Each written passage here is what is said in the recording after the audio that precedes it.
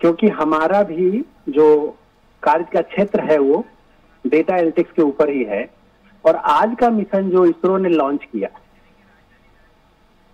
उसमें भी हम विभिन्न प्रकार के डेटा को एकत्रित करने वाले हैं। उसके बाद डेटा की हम एनालिसिस करने वाले हैं जी, और उससे भिन्न भिन्न प्रकार की नई जानकारियां, नई खोज हम अपने देश की जनता के सामने और पूरे विश्व के सामने प्रस्तुत करने वाले। यदि हम ये समझें कि भारतवर्ष की आम जनता इससे कैसे प्रभावित होती है और लाभान्वित होती है जी, तो हमें ये समझना पड़ेगा कि ये गौरव का क्षण। भारतवर्ष ने पिछले कुछ ही दिनों में 2 बार हमारी जनता को वो गौरव का क्षण दिया है, जहां लोग आपस में परिवारों में बैठ के और कार्य क्षेत्र में, ऑफिस में, हर जगह पे इस चीज की चर्चा हो रही है। पिछले 2 दिन से हमारे ऑफिस में भी इसके ऊपर भिन्न भिन्न प्रकार का चर्चा का आयोजन किया गया, जिसमें एंटरप्रेन्योरशिप सेल ने भी कुछ चर्चा का आयोजन किया। चलिए, बहुत इस शुक्रिया प्रकार का मिशन जुड़ने के लिए, तमाम बातचीत के लिए डॉक्टर शरद कुमार जी। और चलिए अब आपको सीधे लिए चलते हैं राजधानी रायपुर, जहां पंडित दीनदयाल उपाध्याय ऑडिटोरियम में कार्यक्रम आयोजित किया गया है। केंद्रीय गृह मंत्री अमित शाह पहुंच चुके हैं कार्यक्रम में, और ये कार्यक्रम की लाइव तस्वीरें।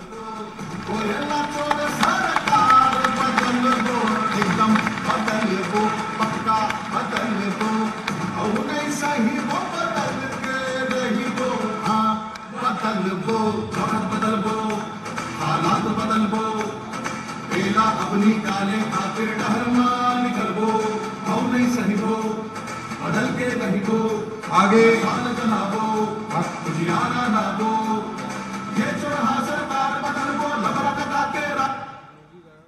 अब इस कार्यक्रम के अंतिम कड़ी में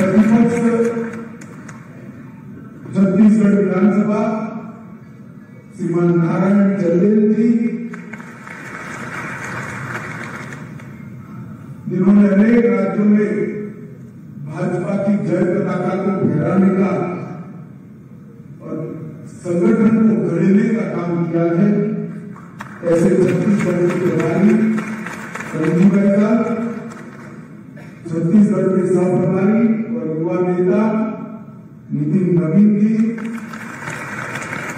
बहन सरोज पांडे जी, सुश्री लता उसेंडी जी, यहाँ के सांसद सुनील कुमार सोनी जी,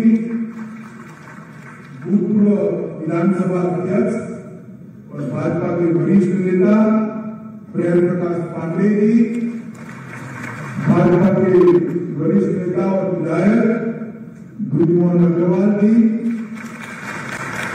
जिन्होंने पूरे प्रदेश में जो अत्याचार हो रहे हैं उनको रेखांकित करने का काम किया है, ऐसे हमारे अजय चंद्राकर जी, श्री राजेश भरत जी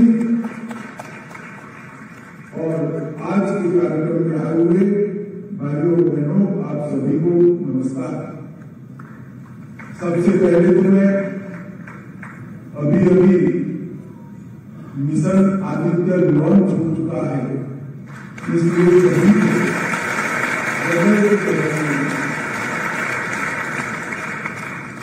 आज मैं छत्तीसगढ़ आया हूं। भारतीय जनता पार्टी ने यहां पर 5 साल तक घपले घोटालों की सरकार, अत्याचार की सरकार और वादा खिलाफी की सरकार जो यहां चल रही है, भूपेश बघेल की सरकार, कांग्रेस पार्टी की सरकार, उस सरकार के खिलाफ जन जागृति फैलाने के लिए फिर से एक बार यहां भाजपा का सरकार बनाकर छत्तीसगढ़ को विकास के रास्ते पे ले जाने के लिए आरोप पत्र लॉन्च करने का कार्यक्रम किया है। इसमें मैं आप सभी का हृदय से स्वागत करता हूं। उनको छत्तीसगढ़ में 15 साल तक डॉक्टर रमन सिंह की सरकार रही। ये 15 साल अटल जी ने जिस सपन के साथ छत्तीसगढ़ की रचना की थी, वो सपनों को साकार करने के 15 साल रहे। छत्तीसगढ़ को मध्य प्रदेश से अलग इसलिए किया गया था कि इतने बड़े राज्य में इस क्षेत्र के विकास का कम ध्यान रखा जाता। अटल जी ने उस वक्त 3 राज्यों की रचना की, छत्तीसगढ़, झारखंड और उत्तराखंड, और तीनों राज्य बड़े राज्य से अलग कर ये तीनों प्रदेशों के विकास की नई शुरुआत करने का काम अटल जी ने किया। और उसके बाद जो चुनाव आया, उसमें डॉक्टर साहब मुख्यमंत्री बने और 15 साल तक एक विकास की अविरत यात्रा थी। 2014 से मोदी जी देश के प्रधानमंत्री बने और 14 से 24 तक छत्तीसगढ़ को निखारने के लिए हमने बहुत सारे प्रयास किए, परंतु 18 से जो यह सरकार बन गई, वो सरकार ने देश के प्रधानमंत्री नरेंद्र मोदी जी का साथ देने की जगह यहां लूट खसोट, भ्रष्टाचार और घोटाले की सरकार बनाई, जिसके कारण छत्तीसगढ़ का विकास, आज छत्तीसगढ़ के विकास के मार्ग पर एक सवालिया निशान है। छत्तीसगढ़ की जनता ने हमेशा भारतीय जनता पार्टी को आशीर्वाद दिया, 3 बार सरकार बनाई। 2014 में 11 में से 10 लोकसभा सीटें दी, 2019 में 11 की 11, 2019 में हमने 11 में से 9 सीटें जीती और मुझे पूरा विश्वास है कि 23 के चुनाव जीतने के बाद 24 में 11 की 11 सीटें मोदी जी के नेतृत्व में फिर से एक बार केंद्र में मजबूत भारतीय जनता पार्टी की एनडीए की सरकार बनेगी, परंतु उसके पहले छत्तीसगढ़ में पूर्ण बहुमत की भारतीय जनता पार्टी और फिर एक बार छत्तीसगढ़ का विकास का रास्ता जो घपले घोटाले अत्याचार और दिल्ली के दरबार के एटीएम बनाकर छत्तीसगढ़ को विकास के रास्ते से भटका दिया है, उसको फिर से एक बार विकास के राजमार्ग पर चलाने का काम छत्तीसगढ़ की जनता को करना है। आगामी विधानसभा चुनाव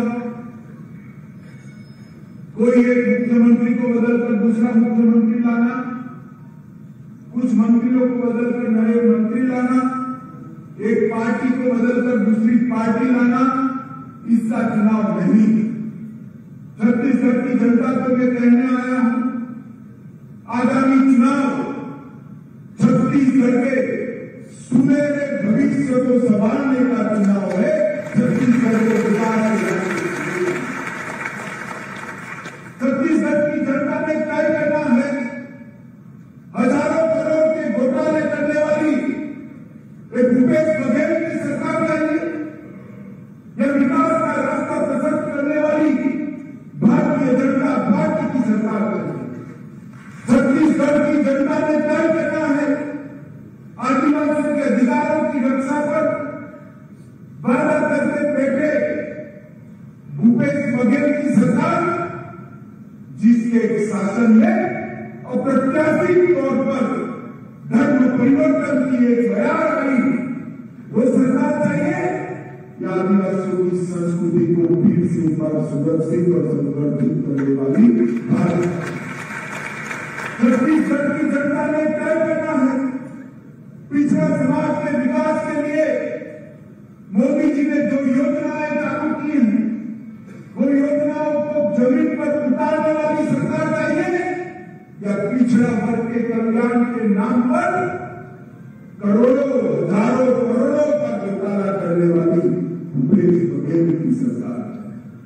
छत्तीसगढ़ की जनता ने ये तय करना है कि युवाओं को झूठे वादे देकर कौशल विकास और रोजगारी का बेरोजगारी भत्ते का वादा करकर युवाओं को कौशल विकास के नाम पर दुबई में जुए की ऑनलाइन जुए की ट्रेनिंग कराने वाले महादेव ऐप के भ्रष्टाचारी सरकार है या युवाओं का विकास करने वाली सरकार है। मित्रों, भ्रष्टाचार, परिवारवाद, जातिवाद और दिल्ली के दरबार के दरबारी छत्तीसगढ़ का भला नहीं कर सकते। छत्तीसगढ़ का भला कर सकते हैं केवल और केवल भारतीय जनता पार्टी की सरकार, जो नरेंद्र मोदी नेतृत्व में डबल इंजन की सरकार के रूप में जब तक यहाँ पर फिर से विकास की बयान बनाई। तो छत्तीसगढ़ को अटल जी ने बनाया, छत्तीसगढ़ को भाजपा ने संवारा और मैं आज कहने आया हूं कि भ्रष्टाचार, घोटालों और अत्याचार से छत्तीसगढ़ को भाजपा ही बचा सकती है। हमने बनाया था, हमने संवारा था, और इन्होंने जो किया है, अत्याचार का जो सीरीज चालू किया है, भ्रष्टाचार का जो काला कांड चालू किया है और बहनों पर अत्याचार का जो एक साथ कई घटनाओं का तांता लगा है, उससे अगर कोई बचा सकता है तो केवल और केवल भारतीय जनता पार्टी।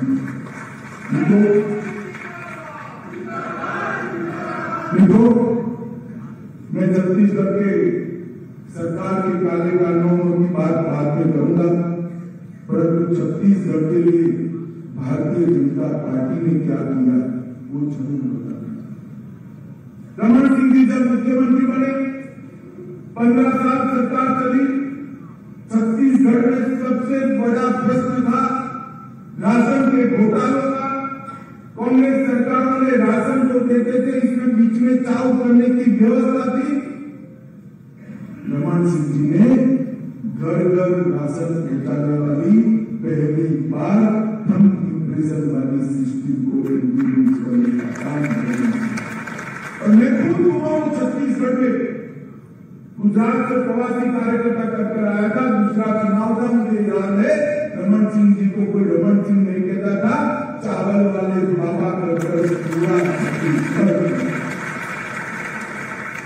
हमने अनाज को, हमने धान को गरीब की झोपड़ी में पहुंचाने का काम किया।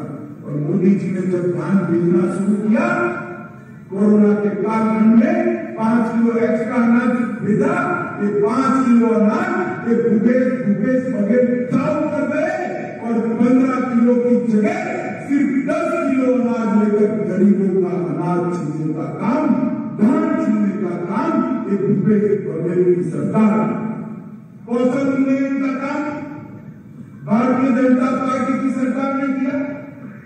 भूपेश बघेल ने कौशल उन्नयन जो चालू रखा, मगर किस चीज का? छत्तीसगढ़ के बच्चों को दुबई भेजकर ऑनलाइन जुए की ट्रेनिंग कर करोड़ों रुपए का भ्रष्टाचार करने का कौशल उन्नयन। छत्तीसगढ़ की जनता को पूछने आया, हमारे बच्चों को रोजगार चाहिए या जुए की लत लगानी? अपने निजी स्वार्थ के लिए बच्चों को गुमराह करने वाली सरकार। और मुझे विश्वास है घबराए रोज कहते एजेंसियां ये करेगी वो करेगी। अरे भैया, आपने अगर ये करा है तो एजेंसी अपना काम जरूर क्यों करेगी? हमारे कोई नेता महादेव एक्शन नहीं करे। हम तो कहते हैं इसकी जांच होनी चाहिए, तटस्थ जांच होनी चाहिए। मनरेगा के 50 दिन बढ़ाने वाली समग्र भारत में पहली सरकार थी, तो भाजपा की छत्तीसगढ़ सरकार भी मनरेगा का काम किया। महिला मजदूरों को मातृ को अवकाश देने वाली कोई सरकार थी, तो भारतीय जनता पार्टी की सरकार थी। पंचायत चुनाव में 50% रिजर्वेशन देने वाली अगर कोई सरकार थी, तो भारतीय जनता पार्टी की सरकार थी। नगरीय निकायों में आरक्षण देने वाली सबसे पहले कोई सरकार थी, तो भारतीय जनता पार्टी की सरकार थी जिसने शुरुआत की। बेसिर में याद करने आया हूं, आपने क्या कर दिया छत्तीसगढ़ को? छात्रों को हमने निःशुल्क लैपटॉप और टैबलेट देने का प्रारंभ किया था, इसमें भी आपने घोटाला किया। भाजपा के समय में छत्तीसगढ़ एजुकेशन हब बना, पावर हब बना, सीमेंट हब बना, इस्पात हब बना, एल्यूमिनियम हब बना और हेल्थ केयर हब बनने की शुरुआत। सारा विकास का काम भारतीय जनता पार्टी की रमन सिंह सरकार ने। प्रदेश के आदिवासी अंचल सरगुजा और बस्तर में विश्वविद्यालय खोले गए। दंतेवाड़ा जैसे सुदूर आदिवासी क्षेत्र में शिक्षा का गढ़ बनाने का काम किया। प्रदेश में 2 मेडिकल कॉलेज थे, आज प्रदेश में 10 मेडिकल कॉलेज हैं। एमबीबीएस की सीटों को 100 से बढ़ाकर 1100 तक ले गए। इंजीनियरिंग की सीटें 14 से बढ़ाकर 50 करी। ITI 61 से बढ़कर 176 हुए। डेंटल कॉलेज 1 से 5 हुए और मैनेजमेंट के स्कूल 3 से 18 हुए। और कई सारे काम छत्तीसगढ़ के इंफ्रास्ट्रक्चर के काम, चाहे सिंचाई बनाना हो, चाहे घर घर बिजली पहुंचाना हो, वो हमारे 15 साल है।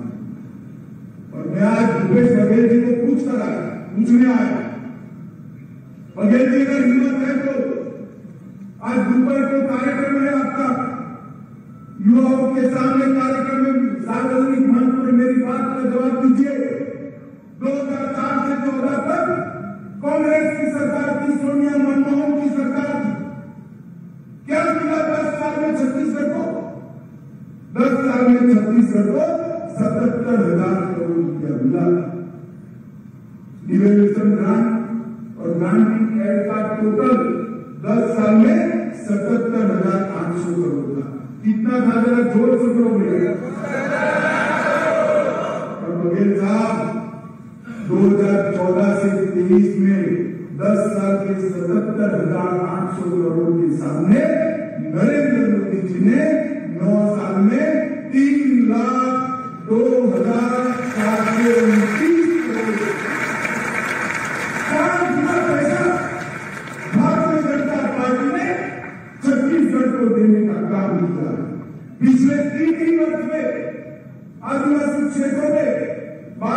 बैंक की शाखाएं और 5000 डाकघर खोलने का काम किया है।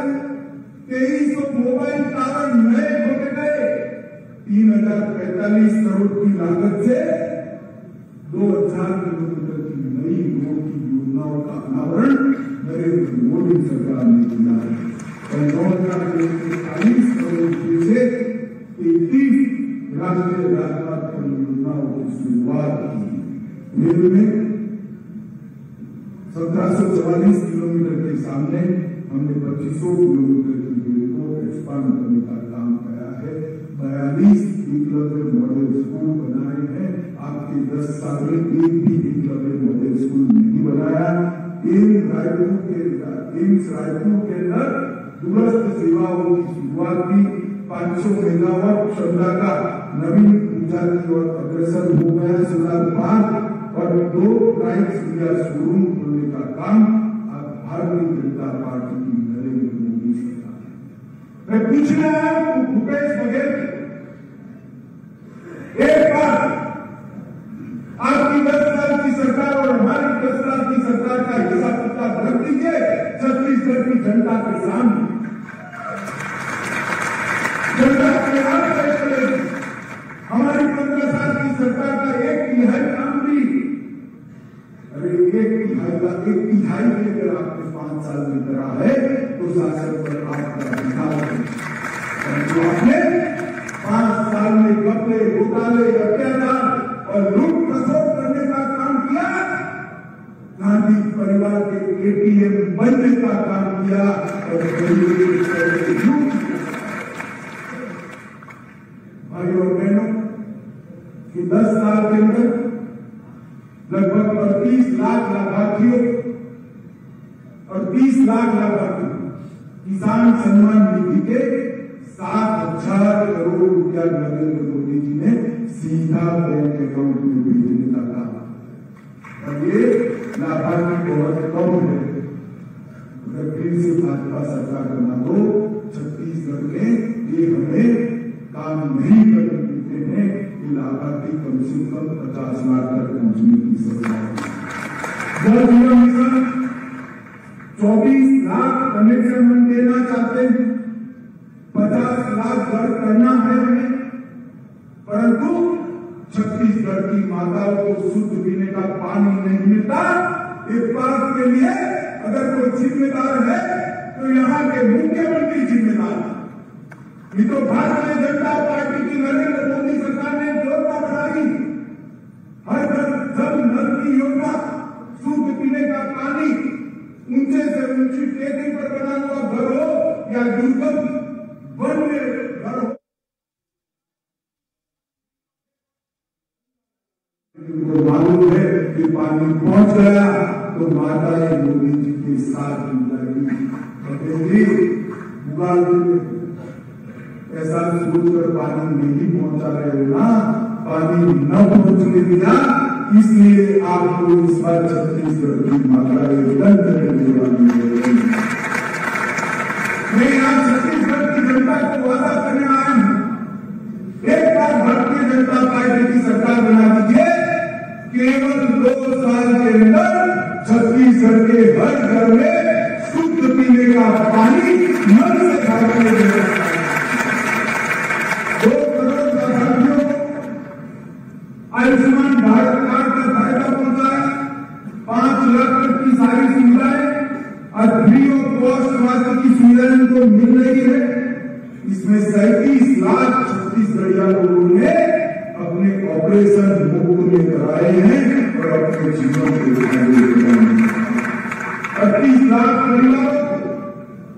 38 लाख परिवारों को हमने घर में माताओं के सम्मान की रक्षा के लिए शौचालय देने का काम किया है और 52 लाख कार्ड में 2 करोड़ लाभार्थियों को प्रति माह प्रति व्यक्ति फ्री ऑफ कॉस्ट दान देने का काम भारतीय जनता पार्टी की सरकार है।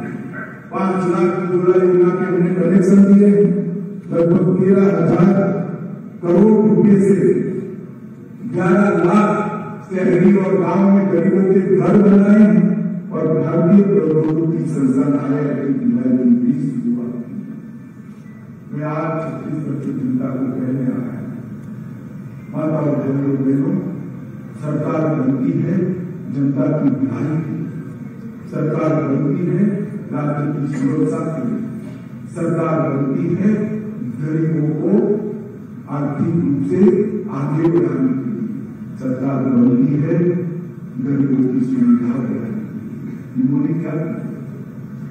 अपने विधायकों को बुलाकर छूट के दिया, जाइए लूट खसोट करिए, कोई रोकने वाला नहीं।